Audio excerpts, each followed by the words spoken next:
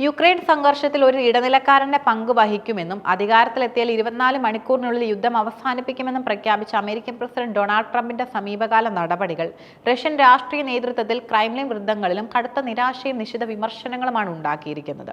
റഷ്യയുമായി ക്രിയാത്മകമായി ചർച്ചകൾക്ക് സാധ്യതയുണ്ടെന്ന സൂചനകൾ നൽകിയിരുന്ന ട്രംപ് തന്റെ തിരഞ്ഞെടുപ്പ് വാഗ്ദാനങ്ങളിൽ നിന്നും പെട്ടെന്ന് മലക്കം മറിഞ്ഞത് റഷ്യൻ ഉന്നതർക്കിടയിൽ വലിയ ഞെട്ടലുണ്ടാക്കി. ട്രംപിന്റെ പുതിയ നിലപാടിന്റെ പ്രഹരം ഏറ്റവും ശക്തമായി പ്രകടിപ്പിച്ചത് മുൻ റഷ്യൻ പ്രസിഡന്റും നിലവിൽ സുരക്ഷാ കൗൺസിലിന്റെ ഡെപ്യൂട്ടി ചെയർമാനുമായ ദിമിത്രി മെദ്വദേവ് ആണ്. അമേരിക്ക ഇപ്പോൾ റഷ്യയുടെ പൂർണ്ണമായ എതിരാളിയായി മാറിയെന്ന് അദ്ദേഹം തുറന്നടിച്ചു. റഷ്യൻ എണ്ണ ഭീമന്മാരായ റോസ്നെഫ്റ്റിനും ലുക്കോയിലിനുമെതിരെ അമേരിക്കൻ ട്രഷറി ഏർപ്പെടുത്തിയ ഉപരോധങ്ങളെ മെദ്വദേവ് വിശേഷിപ്പിച്ചത് റഷ്യക്കെതിരായ ഒരു യുദ്ധ നടപടിയായിട്ടാണ്. ഈ നടപടി മോസ്കോയുടെ കാഴ്ചപ്പാടിൽ നയതന്ത്രപരമായ എല്ലാ സാധ്യതകളെയും അടച്ചു കളയുന്നതിന് തുല്യമാണ്. ഡൊണാൾഡ് ട്രംപിന്റെ രാഷ്ട്രീയ ശൈലിയുടെ പ്രത്യേകതയാണ് പെട്ടെന്നുള്ള നിലപാട് മാറ്റങ്ങൾ. എന്നാൽ യുക്രൈൻ വിഷയത്തിൽ അദ്ദേഹം സ്വീകരിച്ച ട്രംപിയൻ പെൻഡുലം ശൈലി റഷ്യയ്ക്ക് അപ്രതീക്ഷിതമായിരുന്നു. യുക്രൈൻ യുദ്ധം വേഗത്തിൽ അവസാനിപ്പിക്കാനും വ്ളാഡിമിർ പുടിനുമായി ചർച്ച നടത്താനും ട്രംപ് സന്നദ്ധത പ്രകടിപ്പിച്ചിരുന്നു. ഇത് റഷ്യൻ നേതൃത്വത്തിന് ഒരു ശാന്തി ദൂതൻ എന്ന പ്രതീതി നൽകി. ജോ ബൈഡൻ ഭരണകൂടം റഷ്യയെ ഒറ്റപ്പെടുത്താൻ ശ്രമിക്കുമ്പോൾ ട്രംപ് അധികാരത്തിൽ വന്നതിനു ശേഷം ഉപരോധങ്ങൾ ലൈവ് വരുത്തുമെന്ന ചർച്ചകൾക്ക് വഴിയൊരുക്കുമെന്നും അവർ പ്രതീക്ഷിച്ചിരുന്നു. എന്നാൽ അധികാരത്തിലേറിയ ഉടൻ ട്രംപ് റഷ്യയെ കടലാസ് കടുവ എന്ന് വിശേഷിപ്പിക്കുകയും പുടിനുമായുള്ള ആസൂത്രിത ഉച്ചകോടി റദ്ദാക്കുകയും ചെയ്തു. ഇതിന് പിന്നാലെയാണ് റഷ്യയുടെ നിർണായക എണ്ണ കമ്പനികൾക്ക് മേൽ ഉപരോധം ഏർപ്പെടുത്തിയത്. ഈ നീക്കം ട്രംപ് റഷ്യയോട് കടുപ്പമുള്ള നിലപാട് സ്വീകരിക്കുന്ന യൂറോപ്യൻ അമേരിക്കൻ രാഷ്ട്രീയ സ്ഥാപനങ്ങളുടെ പൊതു നിലപാടിലേക്ക് മാറിയെന്ന സൂചനയും നൽകുന്നു. മെദ്വദേവ് ഈ സ്ഥിരതയില്ലായ്മയെ വിമർശിച്ചത് കടുപ്പമേറിയ വാക്കുകളിലാണ്. അമേരിക്ക നമ്മുടെ എതിരാളിയാണ്. അവരുടെ വാചാലനായ സമാധാന നിർമ്മാതാവ് ഇപ്പോൾ റഷ്യയുടെ യുദ്ധപാതയിൽ പൂർണ്ണമായും പ്രവേശിച്ചിരുന്നു. ട്രംപ് ഇപ്പോൾ വിഡ്ഢികളായ യൂറോപ്പുമായി സഖ്യത്തിലായിരിക്കുന്നു എന്നും അദ്ദേഹം കൂട്ടിച്ചേർത്തു. ഈ വിമർശനം ട്രംപിന്റെ മുൻ നിലപാടുകളിലെ വിശ്വാസം റഷ്യയ്ക്ക് പൂർണ്ണമായും നഷ്ടപ്പെട്ടു എന്നതിന്റെ സൂചനയാണ് നൽകുന്നത്.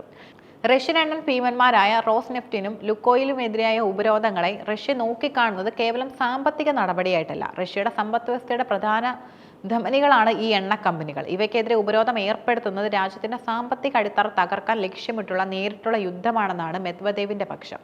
ട്രംപിന്റെ ഈ ട്രംപിയൻ പെൻഡുലത്തിന്റെ നീക്കം സമാധാന ചർച്ചകളോടുള്ള പ്രതീക്ഷകൾ അസ്തമിച്ചതായി റഷ്യയെ ബോധ്യപ്പെടുത്തിയിരിക്കുന്നു.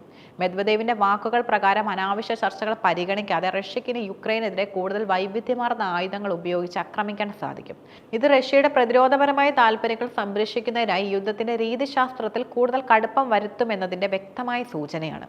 ട്രംപിന്റെ ഉപരോധ നടപടികളോട് പ്രതികരിച്ചപ്പോഴും റഷ്യൻ പ്രസിഡന്റ് വ്ളാഡിമിർ പുടിൻ തങ്ങൾ സമാധാനത്തെക്കുറിച്ച് സംസാരിക്കാൻ തയ്യാറാണെന്നും ആവർത്തിച്ചു. എന്നാൽ ഈ സമാധാനത്തിന് റഷ്യ ചില വ്യക്തമായ വ്യവസ്ഥകൾ മുന്നോട്ട് വെക്കുന്നുണ്ട്. ഈ വ്യവസ്ഥകൾ കേവലം യുദ്ധം നിർത്തുക എന്നതിലുപരി റഷ്യയുടെ സുരക്ഷാ താൽപ്പര്യങ്ങൾ ശാശ്വതമായി ഉറപ്പുവരുത്താൻ ലക്ഷ്യമിട്ടുള്ളതാണ്.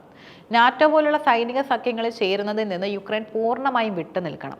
യുക്രൈന്റെ മണ്ണിൽ റഷ്യയ്ക്ക് ഭീഷണിയാകുന്ന സൈനിക സൗകര്യങ്ങൾ പാടില്ല. റഷ്യൻ സംസാരിക്കുന്ന ന്യൂനപക്ഷത്തിന്റെയും ഓർത്തഡോക്സ് വിശ്വാസികളുടെയും അവകാശങ്ങൾ യുക്രൈനിൽ സംരക്ഷിക്കപ്പെടണം. റഷ്യൻ വിദേശകാര്യ വക്താവ് മരിയ സക്കാരോവോ അമേരിക്കൻ ഉപരോധങ്ങളെ അങ്ങേയറ്റം വിപരീത ഫലം ഉണ്ടാക്കുന്ന സമീപനമായിട്ടാണ് വിശേഷിപ്പിച്ചത്. സമാധാന ശ്രമങ്ങളെ അട്ടിമറിക്കുന്നതിന് യൂറോപ്യൻ നേതാക്കളും യുക്രൈനും ചേർന്ന് റഷ്യ ഒരു നാറ്റോ രാജ്യത്തെ ആക്രമിക്കുമെന്ന അസംബന്ധ പ്രചാരണം നടത്തുകയാണെന്നും അവർ ആരോപിച്ചു. സക്കാരോവ മുന്നോട്ട് വെച്ച ആവശ്യം സംഘർഷത്തിന്റെ മൂലകാരണങ്ങൾ ഇല്ലാതാക്കുകയും വിശ്വസനീയമായ സമാധാനം ഉറപ്പാക്കുകയും ചെയ്യുന്ന ചർച്ച പരിഹാരങ്ങളുടെ ഒരു കോൺഫിഗറേഷൻ എന്നതാണ്. അതായത് റഷ്യയുടെ സുരക്ഷാ ആശങ്കകൾ പൂർണ്ണമായും പരിഹരിക്കപ്പെടുന്ന ഒരു സമഗ്ര ഉടമ്പടി. ട്രംപിന്റെ നിലവിലെ നയതന്ത്രം യുക്രൈൻ സംഘർഷത്തിൽ ദൂരവ്യാപകമായ പ്രത്യാഘാതങ്ങൾ സൃഷ്ടിക്കാനുള്ള സാധ്യതയുമുണ്ട്. ട്രംപ് ഇടനിലക്കാരനാകാനുള്ള സാധ്യത അടഞ്ഞതോടെ നിലവിലെ സാഹചര്യത്തിൽ റഷ്യയും അമേരിക്കയും തമ്മിലുള്ള നയതന്ത്ര ചാനലുകൾ കൂടുതൽ മരവിപ്പിക്കും. ഇത് സമാധാന ചർച്ചകൾക്ക് സാധ്യത കുറയ്ക്കും. ട്രംപ് ഉപരോധങ്ങൾ ഏർപ്പെടുത്തിയത് റഷ്യയുടെ നിലവിലെ നിലപാടിനെ കടുപ്പിക്കാൻ മാത്രമേ ഉപകരിക്കൂ. അനാവശ്യ ചർച്ചകൾ ഇനി എന്തിനാണെന്ന മട്ടിൽ റഷ്യ സൈനിക നടപടികൾ ശക്തമാക്കാനുള്ള സാധ്യതയുമുണ്ട്.